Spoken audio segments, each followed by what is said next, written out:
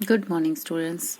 In last class, we have completed our reflection and refraction chapter, and the questions given in between the chapters we have already done. Okay, and now we will start the exercise questions. ठीक है. First question है आपका, which one of the following material can not be use to make a lens. Lens को बनाने के लिए कौन सा मटेरियल यूज नहीं किया जा सकता है. ये सारे क्वेश्चंस ऐसे थ्योरेटिकल क्वेश्चन है जिनके आंसर आप लोगों ने मुझे देने हैं. ठीक है, ये बहुत इजी क्वेश्चंस हैं. आप सर्च करोगे, जब ट्राई करोगे तो आपको मिल जाएंगे. ठीक है, मैं सिर्फ न्यूमेरिकल प्रॉब्लम कराऊंगी आपकी एक्सरसाइज में. अगर फिर भी आपको कोई डाउट हो कि मुझे कोई ये क्वेश्चन मेरे को आंसर नहीं मिला, तो उसका आंसर आप मुझे पर्सनल मैसेज करके भी पूछ सकते हो या फिर ग्रुप में भी मैसेज कर सकते हो. ठीक है, तो जो फर्स्ट क्वेश्चन है ये आपको खुद करना है. Second question first to seventh question, first to six question, ये आपको सब क्वेश्चन सारे क्वेश्चंस खुद करने हैं. First to six question. ठीक है, ये क्वेश्चंस आपको सबको खुद करने हैं नोटबुक में, फेयर नोटबुक में करके मेरे को फोटोग्राफ सेंड करनी है. इसके बाद सेवेंथ क्वेश्चन है आपका न्यूमेरिकल. इस न्यूमेरिकल को मैं आपको सॉल्व कराती हूँ. We wish to obtain an erect image of an object. हमें कोई इरेक्ट इमेज चाहिए किसी ऑब्जेक्ट की using a concave mirror. Concave mirror use करना है, मतलब इसने मेंशन कर दिया है कि मिरर कौन सा होना चाहिए, कॉनकेव मिरर होना चाहिए, जिसकी फोकल लेंथ होगी 15 centimetre. What should be the range of distance of an object from the mirror. What is the nature of image? Is the image larger or smaller than the object? Draw a ray diagram to show the image formation of this case.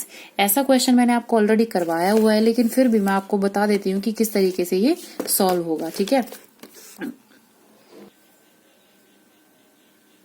Okay students, तो ये आपको दे रखा है concave mirror. ठीक है, concave mirror आपको दे रखा है, तो आपको इसकी फोकल लेंथ दे रखी है 15 सेंटीमीटर. अब कॉनकेव मिरर कौन सा वाला मिरर होता है? ये वाला मिरर होता है. ये वाला कौन सा मिरर होता है? Concave mirror. तो इसकी focal length, radius of curvature किस तरफ होती है? इसी तरफ होती है, रेडियस ऑफ कर्वेचर. ठीक है, और हमारा जो फोकल लेंथ होता है वो इसी का ही हाफ होता है. तो हमारा जो फोकल लेंथ है ये भी किस तरफ होगी? फोकस जो होता है वो लेफ्ट साइड पे होता है. तो जो हमारी फोकल लेंथ होगी ड्यू टू साइन कन्वेंशंस क्या ली जाएगी? नेगेटिव. कॉनकेव मिरर के लिए जो फोकल लेंथ ली जाएगी वो क्या ली जाएगी? नेगेटिव. अब आपको दिया हुआ है कि we wish to obtain an erect image of an object using a concave mirror of focal length 15 centimeter. अब आपको इरेक्ट इमेज चाहिए, तो मैंने आपको जितने भी रे डायग्राम बनवाए हैं कॉनकेव मिरर में, सारे के सारे डायग्राम रियल और इन्वर्टेड इमेज बनती है, except one case, when the object is placed between focus and pole. अगर फोकस और पोल के बीच में अगर ऑब्जेक्ट रखा हुआ है तो उसकी जो इमेज बनती है वो क्या बनती थी हमारी? वर्चुअल और इरेक्ट. कॉनकेव मिरर के केस में, कॉन्वेक्स में आपकी दोनों ही वर्चुअल बनती है, लेकिन कॉनकेव में सारी रियल इमेजेस बनती हैं except the one case when the object is placed between focus and pole. ठीक है, तो पोल और फोकस के बीच में अगर कोई ऑब्जेक्ट रखा होगा तो उस ऑब्जेक्ट की इमेज जो होगी वो हमें वर्चुअल और इरेक्ट मिलेगी. तो इसमें क्वेश्चन में हमें पूछा हुआ है कि इरेक्ट इमेज चाहिए हमें, तो हमारा जो मेन एम है, तो इसने पूछा है कि ऑब्जेक्ट की रेंज क्या होगी, कि what should be the range of the distance of object from the mirror. तो मतलब आपको ऑब्जेक्ट डिस्टेंस बतानी है कि उस ऑब्जेक्ट डिस्टेंस की रेंज कितनी होगी. ठीक है, यू बताना है आपने, तो यू की रेंज कितनी होगी? पोल और फोकस के बीच में रखा हुआ होना चाहिए, तो कहीं भी रखा होगा तो इसकी वर्चुअल और इरेक्ट इमेज बनेगी. तो हमारी रेंज कितनी है? फोकल लेंथ हमारी 15 है और पोल हमेशा हमारा 0 पे रहता है, तो हमारी रेंज कितनी बनेगी? 0 to 15 सेंटीमीटर. ठीक है, इस रेंज में 0 to 15 सेंटीमीटर की रेंज में हम कहीं भी रख देंगे ऑब्जेक्ट को, तो हमारी जो इमेज बनेगी वो वर्चुअल और इरेक्ट बनेगी. ठीक है, इसी में सेकंड पूछा हुआ है, what is the nature of the image. Image का नेचर क्या होगा? नेचर क्या होगा इसमें? नेचर होगा इमेज का वर्चुअल एंड इरेक्ट. ठीक है, इसके बाद पूछा हुआ है, इज द इमेज लार्जर और smaller than the object. Object की जो इमेज बनेगी वो लार्ज बनती है या सेम बनती है या फिर छोटी बनती है. ठीक है, तो जैसे कि हमने पढ़ा था कि इस केस में when the object is placed between focus and pole the image will be formed larger size. ठीक है, इसका रे डायग्राम मैं आपको ड्रॉ करके दिखा देती हूँ कि इसका रे डायग्राम मैं आपको ऑलरेडी करवा चुकी हूँ, लेकिन फिर भी इस क्वेश्चन में अगर पूछा हुआ है तो मैं आपको इसका रे डायग्राम भी ड्रॉ करके दिखा देती हूँ और इसकी इमेज का साइज बता देती हूँ. इमेज का जो साइज होगा वो larger than the object size. Size of object. ठीक है, इसका रे डायग्राम मैं आपको ड्रॉ करके दिखाती हूँ।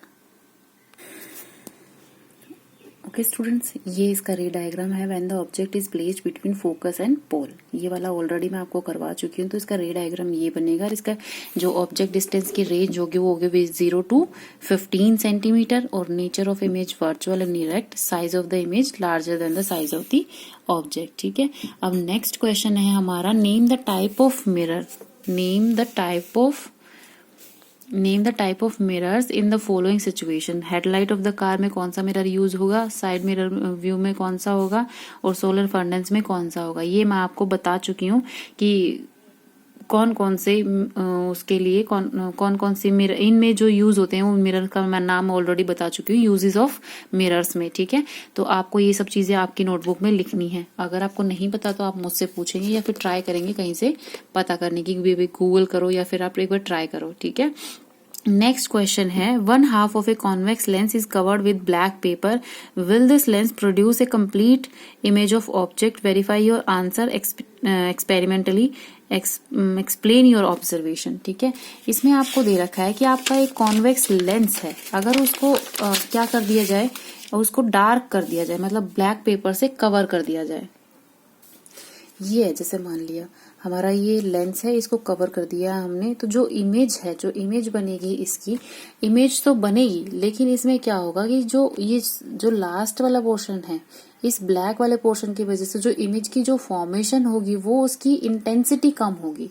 जो इसमें से जैसे रेज पास हो रही होंगी आफ्टर रिफ्रैक्शन, वो फोकस में से तो पास होंगी, जो आधे लेंस की वजह से जो होंगी वो रेज तो पास हो जाएंगी, जो इमेज फॉर्मेशन में कंट्रीब्यूट करेंगी। जो आधी वाली है, आधा लेंस की जो बाकी का लेंस है बचा हुआ, उसकी वजह से जो लाइंस होंगी, जो इंसिडेंट लाइन उनके ऊपर फॉल कर रही होंगी, वो कंट्रीब्यूट नहीं करेंगी इमेज फॉर्मेशन में।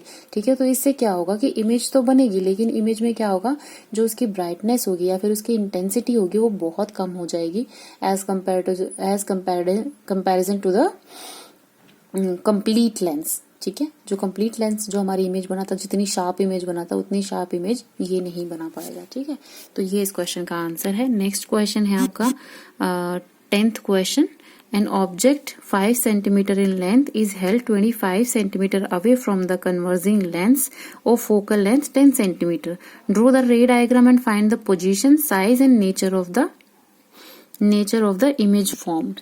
ठीक है, तो आपको ये 10th क्वेश्चन मैं सॉल्व करा देती हूँ, नेक्स्ट लेक्चर में ये हम पढ़ेंगे।